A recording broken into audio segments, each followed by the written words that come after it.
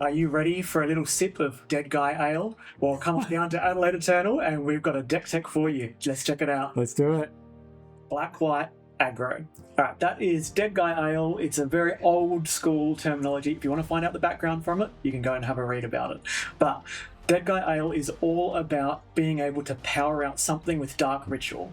If you put a threat out on turn one, like a Hypnotic Spectre, it's an old school play that's been around since the beginning of Magic time, and it's still respectable in pre-modern today. You just want to turn that thing sideways, decimate your opponent's hand. There are backup plans though, like a Dark Ritual into a Duress to get rid of their Swords to Plowshares, and then play a Nantuko Shade or Withered Wretch. After that, you could also do Dark Ritual into Exalted Angel. It's not going to flip anytime soon, but at least you know that you've got a really good threat on turn one that will later on upgrade itself when your opponent starts getting blockers out. That's super fast. That's one of the fastest starts for decks in pre-modern. I'd say so. I don't think there's anything else other than like a Jackal Pup, which again is a 1-for-1 trade if you remove it. In this instance, you get 2-for-1 because you lose a Dark Ritual and a card if someone Swords to Plowshares it, but the upside is phenomenal. Yeah, so if they don't answer it, they're just going to be so far behind. Now, I did mention Duress. Duress is one of these key pieces that you use to ensure that your opponent can't mess with your game plan. Your game plan is generally to get them dead pretty darn fast, but you have staying power. Unlike a lot of the aggro decks, you have the ability to grind out a little bit in that mid game, so it allows you to play a little bit of a mid-range game, even though you're a deck playing Dark Ritual. One of the tools that you use to do that is Duress and Gerard's Verdict to give you a little bit of card advantage and ensure your opponent can't mess with you, but then slamming something like Phyrexian Arena. Phyrexian Arena, excellent way. If you play that on turn one, you're laughing, all right? You can play a control game. It's one of those bizarre things where even though it's classified as an aggro deck or perhaps a mid-range deck, you have this ability to have a completely different game plan. They're expecting Hypnotic Spectre, they have their Swords to Plowshares that they're ready, you go Dark Ritual, Phyrexian Arena, and you're just playing a control deck. It's so good.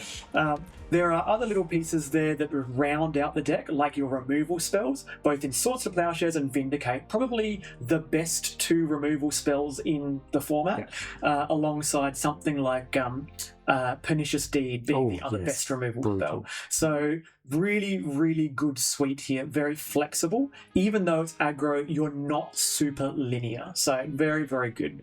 Now, we'll just have a quick look at the lands. The land base is an enemy color land base. Normally, we really, really look down on enemy color mana bases in pre-modern. It's very unstable. You've seen decks like Madness that you just draw a forest and you've got all these blue threats. In the case of black-white, it's one of these unique types of decks where you have access to an additional black dual land in the form of Tainted Field. Now, Tainted Field, when you run enough swamps, which you very much do, you try to see the core of the deck is fundamentally black. Tainted Field just adds to the stability of the mana base, which allows you to, unlike many other enemy-coloured mana bases, play a colourless land in the form of a wasteland. Yet another way to keep your opponent off balance and allow you to keep swinging for lethal. Now, the sideboard is a selection of one-ofs. Now, the reason that they are one-ofs is because you have a card called Enlightened Tutor. This is a very, very old piece of tech. It is fill your sideboard with lots of silver bullets and then have one or more Enlightened Tutors. In pre-modern, it's very difficult for you to run more than one. When you run 2, 3, or 4, the diminishing returns are huge and you lose a lot of card advantage. However, hypothetically, you could. Hypothetically, you could run a second Enlightened Tutor, just have that one silver bullet and make sure that you have a very flexible sideboard to be able to address anything. The cards that you're going to be looking for are haymakers like Circle of Protection Red for the red matchups and sometimes even goblins.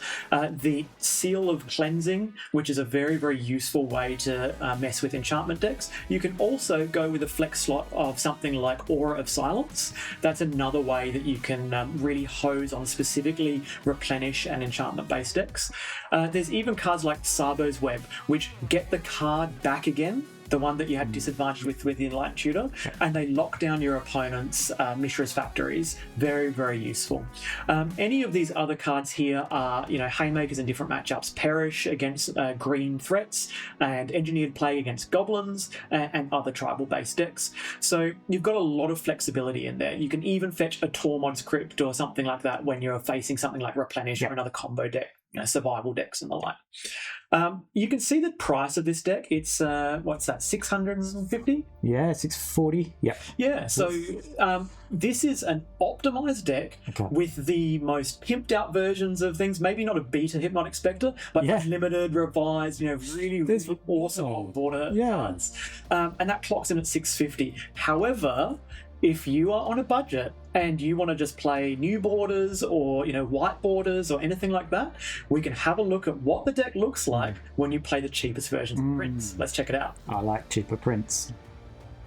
Okay, we're coming in now at $185. So much better. So accessible, and that is playing the optimized build. This is a kind of a synthesis of an average of all the decks on MTG Top 8 to see what the typical kinds of decks are playing. So you'll be playing the best possible build and coming in at a third of the price. So $185, get on it if you want to.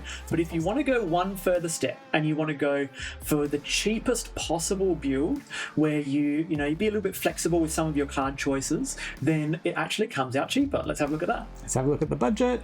Now you'll see here we are coming in at $90. Sub $100 for a competitive deck. Competitive deck, exactly right. And the only changes that we've really made here are not playing City of Brass and instead playing a second Gemstone Mine.